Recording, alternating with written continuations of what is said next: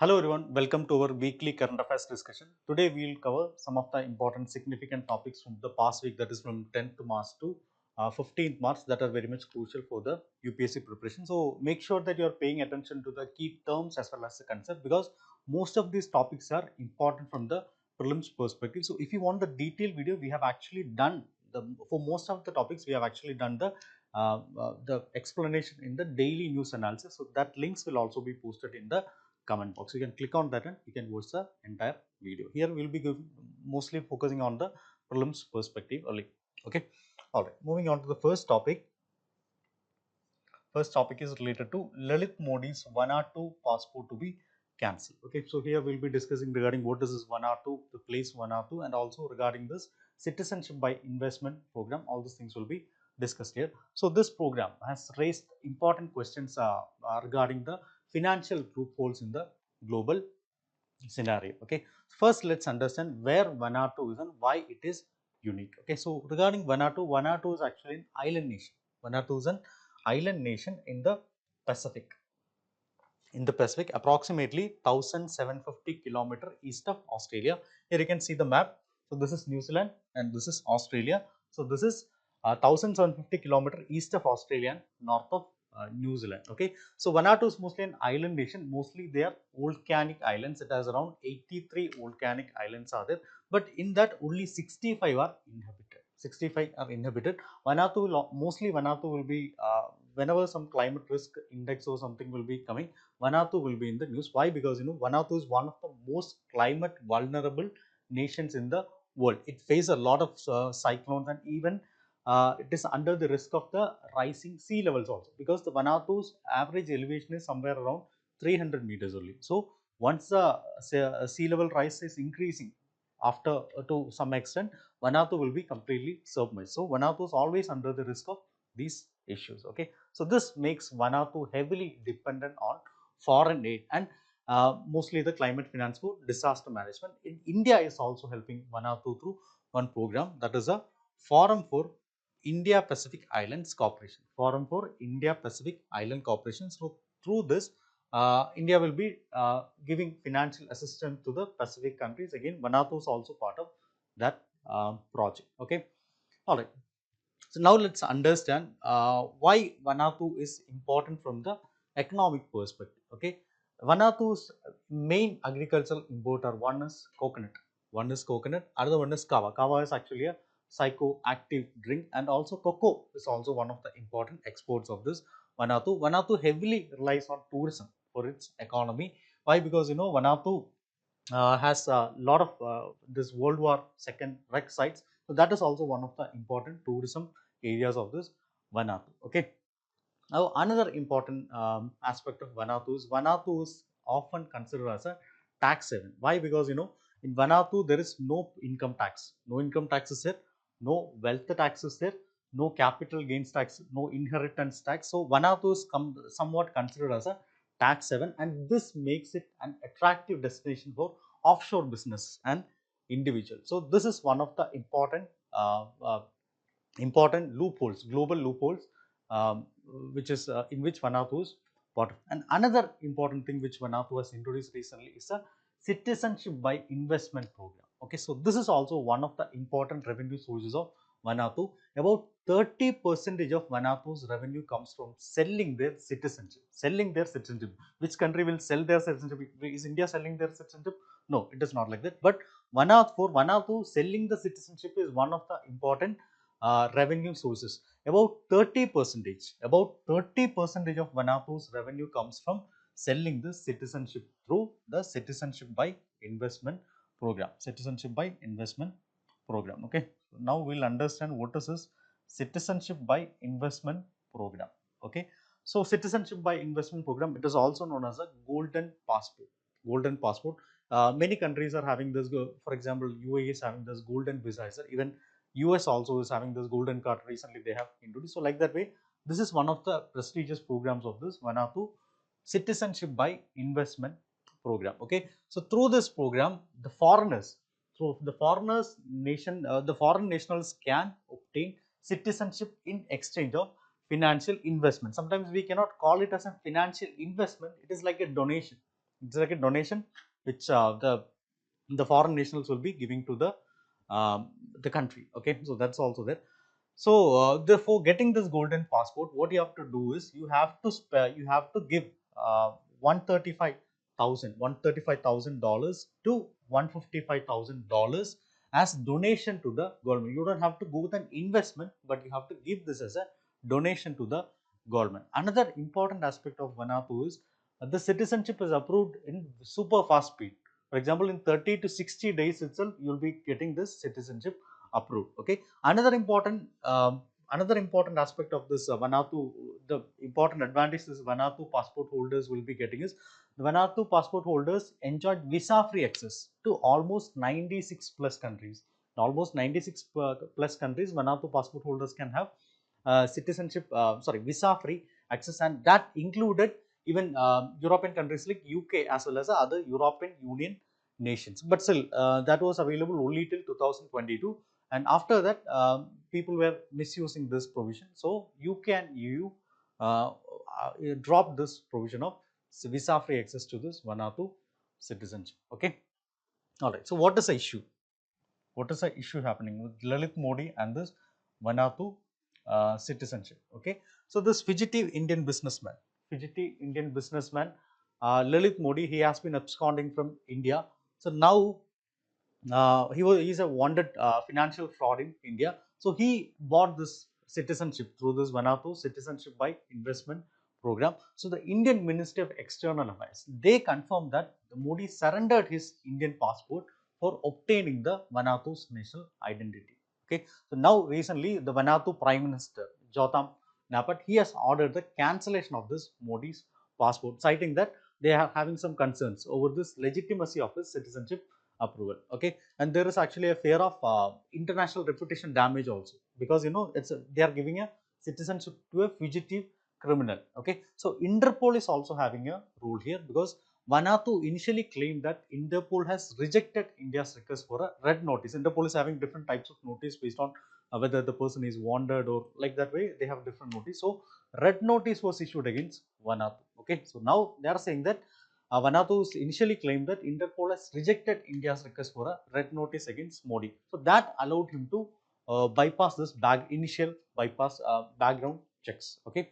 So anyway, this has highlighted the gaps in the global legal cooperation when dealing with these kind of, especially this top level white collar fugitives, we call it. Okay. So this is the present issue. All right. Moving on to next topic. Again, this is regarding the disease naming. So here we will be discussing what is this toponymous disease and some of the WHO's World Health Organization's guidelines regarding naming of the diseases. Okay, all right. So here we'll be discussing how this naming of diseases, especially after the places, can lead to misinformation and discrimination. Okay, so we'll start with what is this toponymous diseases itself. Okay, first let's define what is this toponymous disease. Okay, so toponymous diseases are diseases which are named after the geographical location. It can either be country, it can either be cities, it can either be regions, rivers, forests, mountains. It should be a topography. Okay, it should be based on a geographical location. So that diseases we call it as toponymous disease. For example, you might have heard regarding Spanish flu, named after Spain.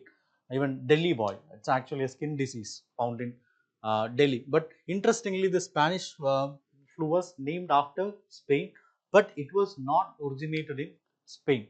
So that is a key issue here. Okay, Delhi boil. Delhi boil is a skin disease, but that was found in Delhi. That was reported in Delhi. Another one is a Madura foot fungal disease that is named after Madurai in India. Okay, so here you can see that countries are coming, cities are coming, and even the West Nile virus. Okay, Nile river is coming. So like that way, river after the West Nile region in Uganda. Zika virus named after the Zika forest in Uganda. Ebola virus named after the Ebola river in Democratic Republic of Congo. Nipah virus named after the Nipah village in Malaysia. Okay, so these are toponymous diseases. Toponymous diseases mean diseases named after the region. Okay, named after the region. Okay, so while these names might seem useful for identification, okay, they often lead to misinformation and stigma. Okay, so that is a major issue which is happening here. So how do we avoid these problems? The answer lies in WHO's guidelines on naming the disease. So WHO has given some guidelines on naming these diseases to prevent misinformation and scientific inaccuracy. We have already discussed regarding the Spanish flu, since Spanish flu has not originated in Spain, but still it is known by the name Spanish flu. Okay, stigmatization and racial discrimination, the blames entire communities. For example, COVID-19. COVID-19 was sometimes called as, even the US president, the present US president even called it as Chinese virus. Okay, so that is also kind of considered as a stigmatization, and sometimes it is called as a Wuhan virus because it is said to be originated from a market or maybe a lab in Wuhan. So that is also another issue. Okay, and also which will be having political as well as economic consequences also, because countries suffer diplomatic issues and economic losses. Wuhan, for example, take it the case of Wuhan virus or maybe the COVID virus itself. So after that, people tend to avoid going to this Wuhan or maybe this Wuhan market, thinking that if you go there, you might get some kind of virus or some infection. So like that way, it is kind of um, stigmatizing the place itself. Okay, so to prevent all this misinformation and stigma, the World Health Organization issued guidelines in 2015 for naming the disease. So these are the 2015 WHO guidelines. One is no geographical names. No geographical names should be there. For example, Spanish flu. Okay, it is related to the area Spain. Okay, people's name should not also not be used. Reiter syndrome got from the name Reiter. Okay, it's a reactive arthritis, that is Reiter syndrome. And also no animal names should be there. Example, swine flu. The H1N1 influenza, that is swine flu, that is also should not be there. And it should be easy to pronounce.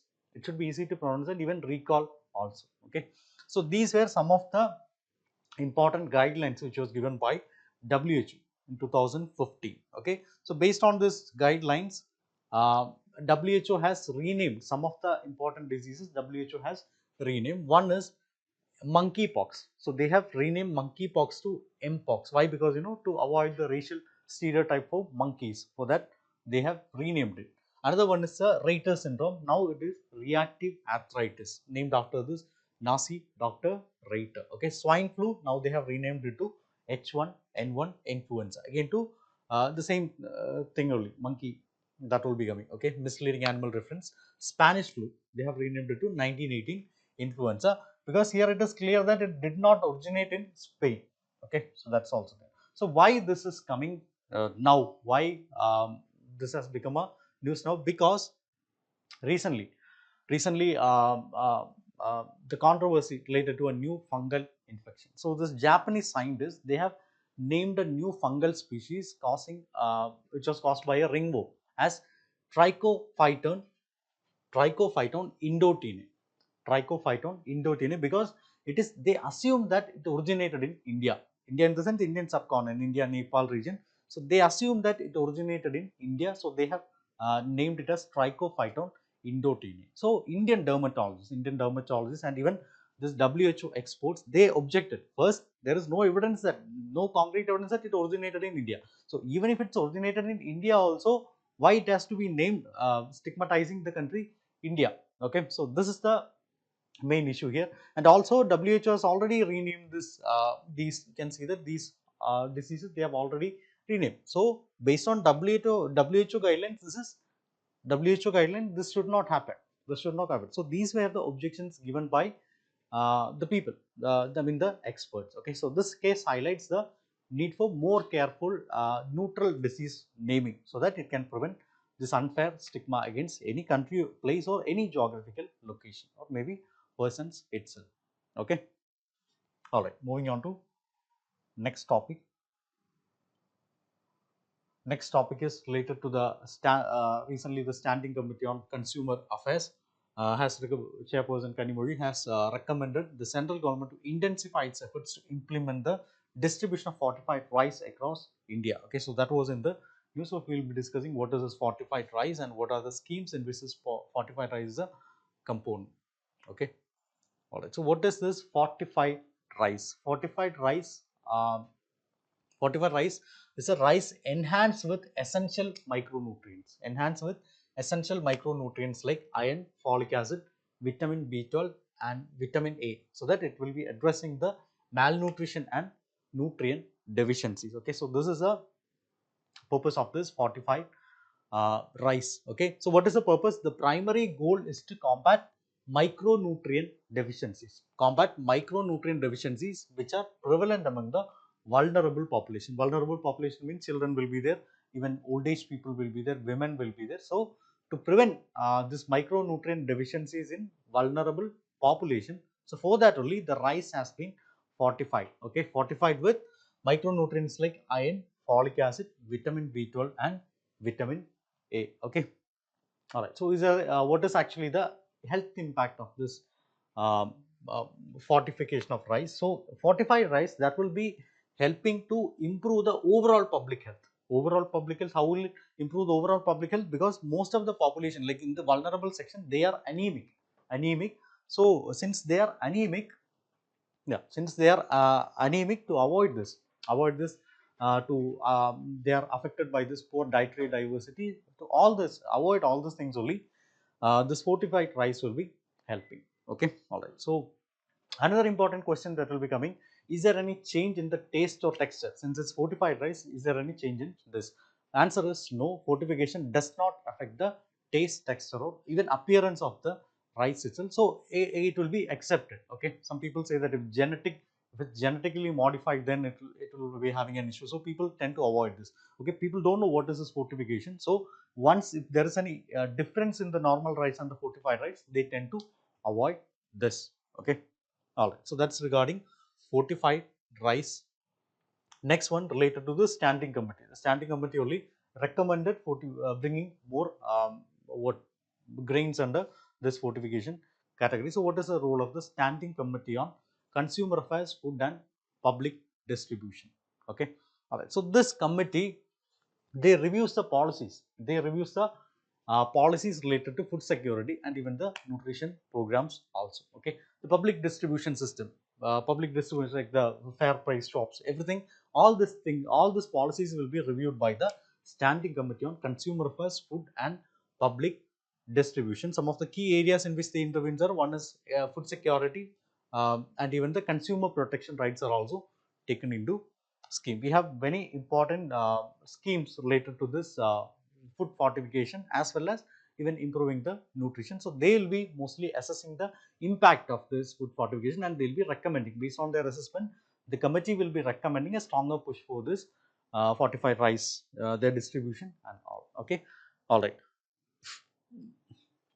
All right. So we have already integrated some. We have already integrated. Another thing is the composition of this committee. So it will be made up of MPs from both Lok Sabha and Rajya Sabha, and it will be chaired by Srinaravi. Kanimozhi is actually the chairperson this time. Okay. See, we already have some important schemes which have been integrated this fortification of rice program. One is a National Food Security Act. National Food Security Act. So again, here the fortified rice is distributed to the public distribution system like fair price shop and all. Another one is a Pradhan Mantri Garib Kalyan Anna Yojana. Okay, so during emergencies and all this fortified rice is provided to vulnerable households, so that during emergencies and all it is not their nutrition is not getting affected. Another one is ICDS or Integrated Child Development Service. Again, this will be focusing on children, pregnant women, and even lactating mothers and all. Their nutrition is not getting affected. Okay, another one is a midday meal scheme. So here the fortified rice is provided in cooked form. Okay, cooked meals to the school children. The school children it is given. Okay, another important scheme is a Pradhan Mantri Poshan scheme. Pradhan Mantri Poshan scheme. Again here fortified rice is included in school meals to address this micronutrient deficiency. So all this program ensure that fortified rice reaches the people who are in need and especially the vulnerable people. Okay, all right. Next one, next topic is related to International Criminal Court. International Criminal Court. So the International Criminal Court has issued a warrant to arrest the former Philippine President Rodrigo Duterte linked to crimes against humanity. It is violent anti-drug campaign that led to thousands of extrajudicial killings. Okay, So this is a very important news from international relations. So the ICC, International Criminal Court, has issued arrest warrant against former Philippines President Rodrigo Duterte.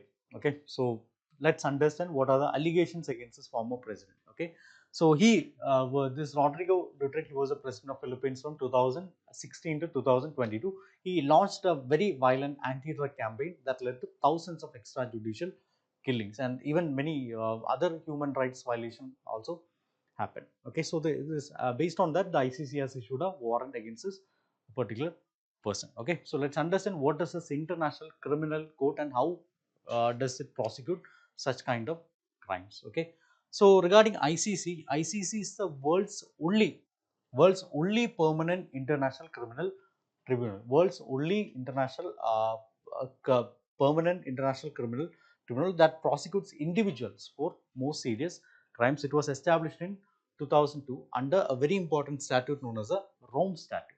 Okay, Rome statute, and it is having headquarters in Hague in Netherlands. Even the International Court of Justice is also having the headquarters at Hague only. Okay, so what is the mandate of this ICC? It investigates and even tries the individuals accused of this genocide, or maybe war crimes will be there, or maybe the crimes against humanity. So basically, the focus is coming on the individuals, not the countries. Okay, ICJ will be mostly focusing on the countries, but here it will be the what individuals only. Okay, but how does ICC, in other terms, how does ICC differ from the International Court of Justice? Okay, one, we have already discussed it. ICC prosecutes individuals for crimes, while ICJ handles, International Court of Justice, they handle dispute between the countries. For example, like border dispute, if India and Pakistan is having some issue, Israel Palestine is having some issue, so all these things ICJ will be handling. Okay, another thing, ICC membership and jurisdiction. So who falls under the jurisdiction of ICC? So membership, ICC is having membership of 124 countries. So whichever country is intended to join this ICC, they have to ratify their legislature has to ratify the Rome Statute. So like that way, 124 countries have ratified the Rome Statute, and they recognize the ICC's authority. Okay, notable non-members are one, India. India is not a member of ICC. Even China is not a member of ICC. Russia is not a member of ICC. Israel, and most prominently USA, they have also not accepted the ICC's jurisdiction. So another important case is, when can ICC hear a case? Okay, one, the crime must have occurred in the member country, or the accused must be from the member country. Then only ICC will be intervene. If and also the national courts are unwilling or unable to prosecute these people, like fugitives and all will be there. So at that time. Okay, another important thing, the crimes must have committed after the Rome Statute took effect. For example, Rome Statute took effect on 2002 only, 2002 July 1st only. So it should be after that. Okay, we should not go with the past case. In this Duterte's case, the Philippines was an ICC member when the crimes happened. So obviously, ICC has the claim to jurisdiction. Okay. All right. Next one, how ICC's enforcement mechanism is happening. Okay, how ICC is enforcing their decision. So ICC has a major limitation. It does not have its own police force. So how it is using the police force? It relies on the countries to arrest and extradite the suspect. So some countries, they refuse to cooperate, making this enforcement difficult. Why? Because if they are having the police means, they can directly go and arrest this person. Now they have to, ICC has to request the countries so that let them arrest and let them bring them. After that, will be going for the trial. Okay. Another thing is, the UN Security Council can refer the cases to ICC. But again, here also political actions will be there. Sometimes it will be blocking the action. For example, even though ICC issued an arrest warrant against Vladimir Putin, Russian President Vladimir Putin, many countries will not enforce it. Why? Because Russia is a very powerful country, and obviously they are having good relations with Russia, and these countries are having good relations also. Okay. Another thing is, why India has not joined the ICC. Okay. So India, along with some major powers like we have mentioned, like China, US, Russia, so they have not signed the ICC's Rome Statute. Why? Because mainly because of the sovereignty concerns. So ICC overrides. ICC, yeah, ICC overrides. ICC overrides the national legal systems. So that's why India has not accepted this thing. And also critics say that ICC mainly targets a weaker nation. ICC cannot go and target for consider the case of Russia itself. ICC cannot directly target Russia because Russia is a very powerful country. Okay, so ICC's enforcements are very weak, and also this UN Security Council influence is also there. They can act based on UN Security Council's referral. So again, this also India sees as a very biased. Okay, very biased, and also there is a risk for Indian military also. So that India is worried about that also, especially in the conflict zone. This could be unfairly prosecuted. Okay, so these are some of the concerns raised by India to not sign the Rome Statute. Okay, all right. Moving on to next topic. This is related to India's semiconductor push. Okay, semiconductor push. So here we'll be discussing what is the Semicon India program and what is the India's semiconductor industry. Okay, all right. Semiconductors are the backbone of the modern technology, and India is also pushing for its self-reliance. So this India's Semicon India program that aims to boost the global domestic chip semiconductors are used in chip production, and the first made in India semiconductor chip is also expected to be launched this year, which will be a major milestone. Okay, so what is a semiconductor?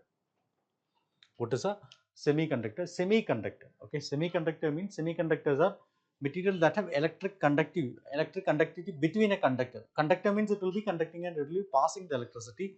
And we have insulators also. Insulator means which will be completely blocking the electricity. So semiconductor is coming in between only. It's not a conductor, completely conductor. It's not a insulator also. It is coming in between only. So that is a semiconductors. Okay. All right. So, what is the use of the semiconductor? They are used in almost all the modern electronic devices. For example, from smartphones, we have laptops, even many other things, defense equipment, medical equipment. So, everywhere the semiconductor use is required. Okay, and it is having some global impact. Semiconductors power nowadays the most modern technology is artificial intelligence and even automation. Semiconductors are very much vital for this artificial intelligence, automation, Internet of Things and all. So countries with stronger semiconductor industries like US and even take the case of Taiwan, China, so they dominate the global technology. They dominate the global technology. So that's one of the reasons why India is also pushing. India also want to be going in that particular way itself. So what is related to the Semicon India program? Semicon India program. So this program was launched in 2021. Semicon India program was launched in 2021, and what are the objectives? One, to establish India as a semiconductor and establishing semiconductor and display fabrication facilities in India. Another one, developing a comprehensive semiconductor ecosystem for in India to foster the chip design, innovations and all. Another one, to enhance India's role in the global value chain. India also want to be part of this global value chain where semiconductors are being produced. Okay. Another one, creating high value jobs and skill development. So that's also another important thing. Okay. Now, what are the key schemes under this program? One is a modified scheme for semiconductor and display program. So this will be providing 50% financial assistance for setting up the semiconductor fabs and display manufacturing unit. Okay. Another one, the scheme for compound semiconductors, silicon photonics and sensors. Again, this also provide 50% financial incentives for manufacturing of compound semiconductors and semiconductor materials. Another one is a design linked incentive scheme.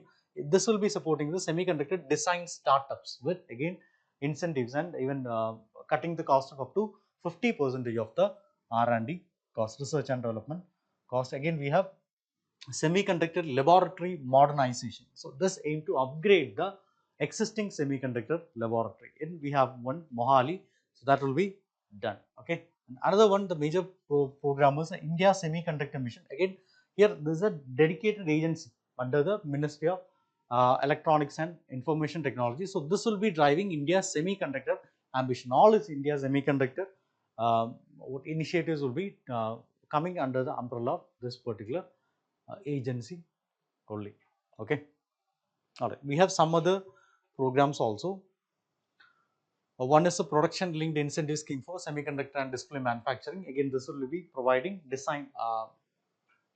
This will be providing the uh, what financial incentives. Another one is a modified special incentives program and MSIPS program. So this will be offering capital subsidies to semiconductor manufacturing. Okay. Another one is a electronic manufacturing clusters aims to develop infrastructure to support semiconductor and electronic manufacturing industry. Okay. So these are some of the important missions which are coming under semiconductor push of India.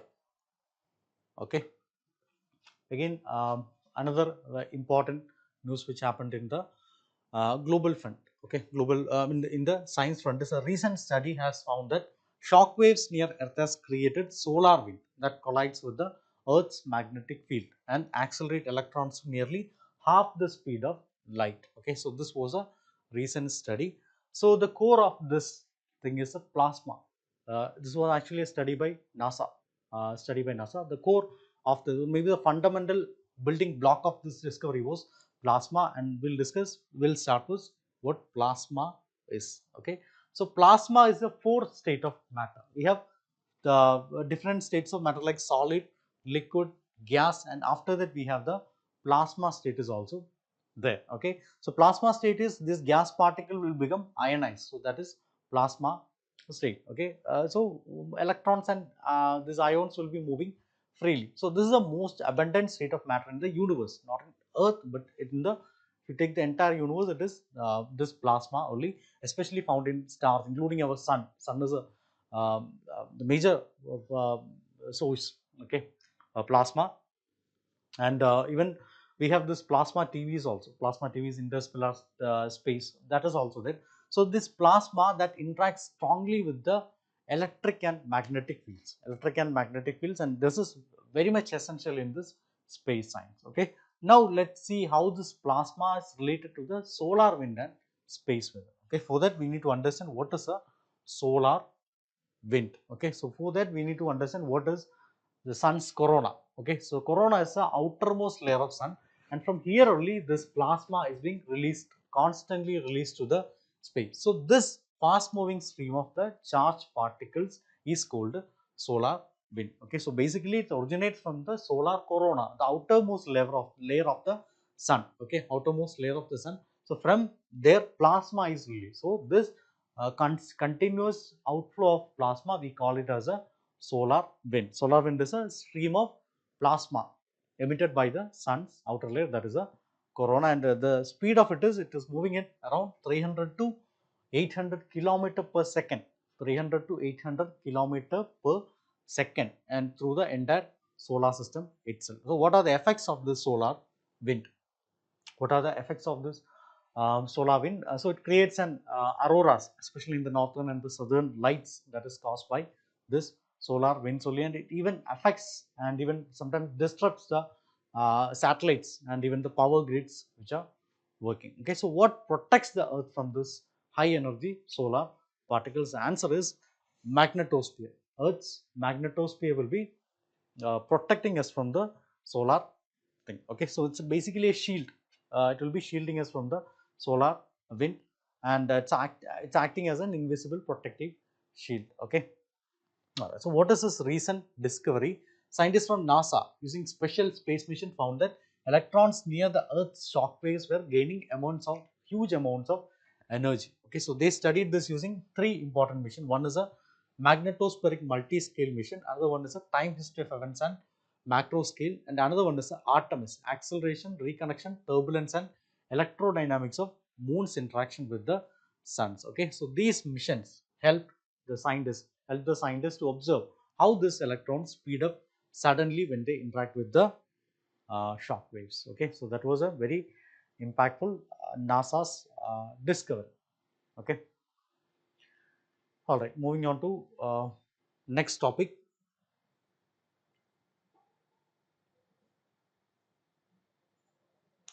Yeah, Indian Railways to dig ponds under government's mission Amrit Sarovar. Mission Amrit Sarovar. So here we will be discussing what is this mission Amrit Sarovar. Okay, Amrit Sarovar is a mission in which water conservation is coming into play. Okay, water conservation is coming into play. So recently, Indian Railway is set to dig ponds under government's mission Amrit Sarovar to address the water scarcity in India. Okay, so related to this, what is this mission Amrit Sarovar? So this was a mission which was launched on April 24, 2022. The significance of this day is it is a National Panchayati Raj Day. Okay, so we are conducting this Azadi Ka Amrit Mahotsav as part of the 75th year of anniversary. Okay, so the nodal ministry of this Amrit Sarovar scheme is the Ministry of Rural Development. So why are we coming up with this plan? Because the objective is to construct or rejuvenate at least 75 Amrit Sarovar, 75 Amrit Sarovar per district across all states and union territories. What is the purpose? To address the water scarcity and ensure that the water sustainability is there at the local level. So this is the main purpose of this Amrit Sarovar plan. Okay, so who are the stakeholders involved in this particular mission? One is a Ministry of Department of Rural Development. So the Ministry of Rural Development is a nodal ministry we have already studied. You have Department of Land Resources, Department of Drinking Water and Sanitation, Department of Water Resources, everything coming under the Ministry of Rural Development. Other than that, we have Ministry of Panchayati Raj, Ministry of Environment, Forest and Climate Change, and also Ministry of Railways and Ministry of Road Transport. These are the important stakeholders involved in this mission. Okay, all right. Moving on to next topic.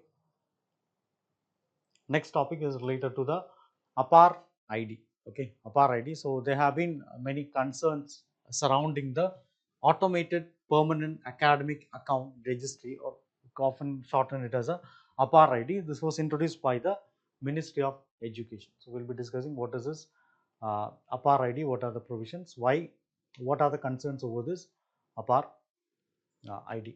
Okay.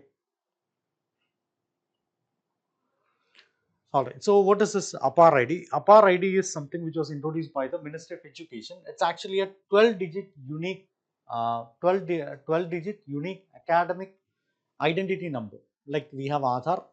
Aadhaar is for general purpose. So this is for academic purpose only. So this is assigned to students from pre-primary to even higher education itself. Okay. So we have a ambitious program known as a One Nation, One Student ID initiative that was launched under the National Education Policy of 2020. Okay, so in that only this APAR ID has been introduced. So National Credit and Qualifications Framework (NCRF).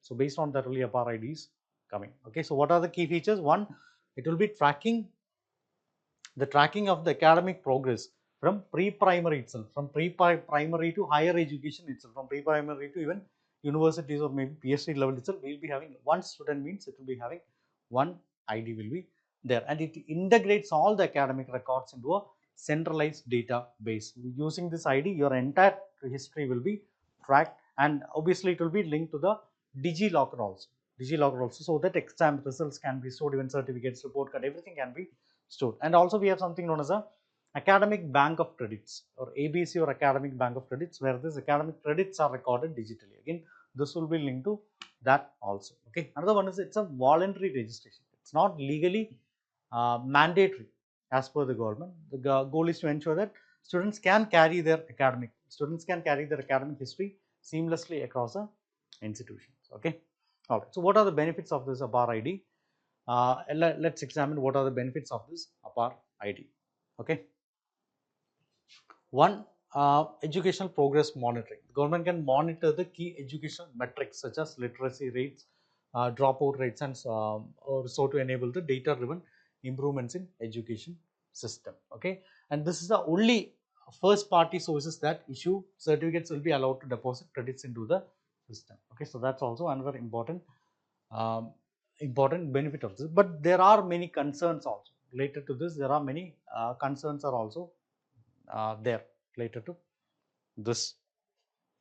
Okay, one, it is a privacy risk concern. So APAR is collecting sensitive personal data and academic data of the minors. So we don't know what exactly are the clear legal safeguards related to this. Another one, it is becoming de facto, it's mandatory. Even though officially it is voluntary, it is somewhat becoming mandatory. Like Aadhaar also, earlier it was said that Aadhaar is not mandatory, but slowly Aadhaar is also becoming mandatory for almost every issue. Okay, again this is Aadhaar is also linked to Aadhaar. Okay, so Aadhaar is sometimes it is said that Aadhaar is not mandatory. So again Aadhaar is also linked to Aadhaar. So that is also another major issue. Okay, moving on to next topic. Again this is a India is getting its 58th tiger reserve. 58th tiger reserve India is getting. So that is a Madhav National Park. Madhav National Park has been declared as a 58th tiger reserve. Okay, so we'll start with some of the important key facts related to this Madhav National Park itself. Okay, so location of this Madhav National Park. Madhav National Park is located in Madhya Pradesh. It's located in Madhya Pradesh, one of the northern edges of the central highlands of India. And regarding the vegetation, it is mostly tropical dry deciduous, and it's having mixed forest and even dry thorn forests are also there. Some of the important lakes in this region is one is the Sakya Sagar and the Madhav Sagar located in the southern region. And some of the important rivers which are flowing through this area is Amar Nadi catchment area, and also the Sindh river which runs along the park's eastern boundary. Okay, then some of the important flora and fauna in this area is one is the herbivorous animals like nilgai, chinkara, chosinga, that's also there, and also carnivorous animals. So the predators like leopard, wolf, jackal also we can see in this area. Okay, so regarding tiger reserves are mainly for conservation of the tigers in India. So this came as part of the Wildlife Protection Act. So this tiger reserve, they are classified into two important zones. One is a core area. So core area is a critical tiger habitat. So this is legally protected national park or even the wildlife sanctuary area. And after that, outside that, there will be a buffer area. So this will be the periphery area. Periphery area means it will be surrounding the core area and it will be permitting regulated human activities in that area. Okay. Currently, India is having 57 tiger reserves are there. Okay. Now, this 50 Madhav Reserve tiger will be the 58th tiger reserve in India. Okay. So, how are these tiger reserves declared? How are these tiger reserves notified in India? So, all these things are done under the section 38V of 38(5) of Wildlife Protection Act of 1972. Based on that only, these tiger reserves are notified. So, what is actually the process? A very structured process. Step 1 will be the proposal from the state government. State government has to propose that we need a tiger reserve. After that, NTCA, National Tiger Conservation Authority, they will be granting the principal approval under this particular act only, 38(5) of Wildlife Protection Act. So after that, this NTCA will be submitting the recommendation. So they will be conducting a detailed study. After that, they will be submitting the recommendation. So after that, the state government, they will be officially notifying this area as a tiger reserve. Okay, so this is how tiger reserves are being notified. Okay,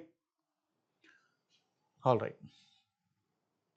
So regarding this NTCA, it's actually a National Tiger Conservation Authority. So this is actually a statutory body. Why? Because it's coming under the Wildlife Protection Act 1972, and the nodal ministry is Ministry of Environment, Forest and Climate Change. So what is the composition? The chairperson will be the minister in charge of Ministry of Forest, Environment and Climate Change. Okay. So and also we'll have members, Minister of State in Ministry of Environment and Forest, and also 3 members of Parliament, Secretary, Ministry of Environment and Forest. Okay, so this is the composition of this NTCA. NTCA objective is mainly to providing a statutory authority to Project Tiger. We have a very important tiger conservation initiative, that is a Project Tiger. Okay, so this will be the statutory body which is authorized to do this.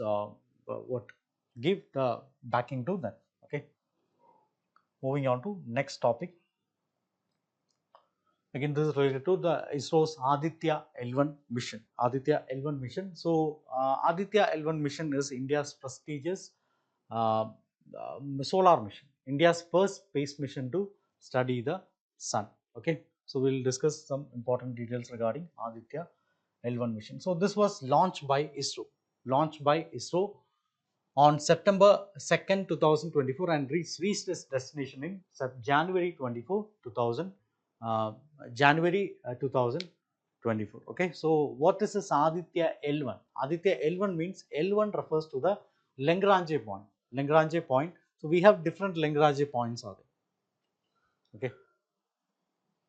We have different Lagrange points like L1, L2, L3, L4 and L5. Okay. So Lagrange point means those points in which the gravity of two bodies will be cancelling. So what are the two bodies here? One is Earth, another one is the Sun. Okay. So if you are placing something in this L1 point or maybe whichever point L1, L2 or L4 point, the gravity will be balanced and there will not be a pull toward that side or there will not be a pull towards this side also. Okay. So this is Lagrange points. Okay, so we have this much Lagrange points are there, but we cannot send it here because we have to cross the sun and go to the other side. That's not possible. We cannot send it here. It's also really far. We cannot send it here. Again, this is also really far. Alpha is also really far. So this is the place in which it is most feasible. Okay, so that we can place a prop. So here only we are actually placing it. It's basically a solar observatory. It will be studying the solar atmosphere and the corona, and the solar flares will also be analyzed, and their impact on Earth. All these things will be studied. Okay, so this mission is another important thing is it's a game changer for the space weather research also. Okay, space weather research also. What is the important payloads in this Aditya L1 mission? One is a visible emission line coronagraph. So this will be studying the dynamics of the outer layer of the sun, that is a corona.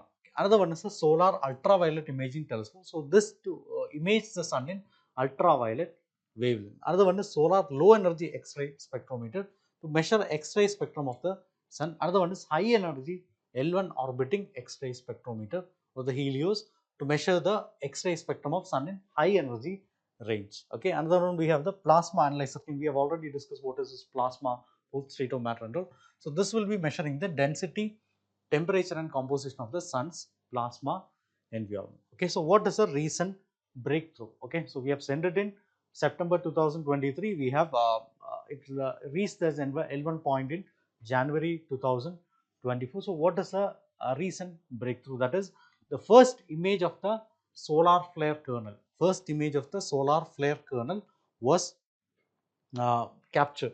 First image of the solar flare kernel was captured. Okay, so that's a very important groundbreaking discovery. Okay, so what is this solar flare? Again, we have already discussed in the past topic. Solar flares are massive explosions on the sun that is caused by sudden changes in the magnetic field. So they will be releasing a huge amounts of energy which will be impacting the Earth's satellite as well as a power grid. So what is a solar flare kernel? Kernels are the brightest and the hottest part of this solar flare. Okay, so this will be seen only through a only in the near ultraviolet light.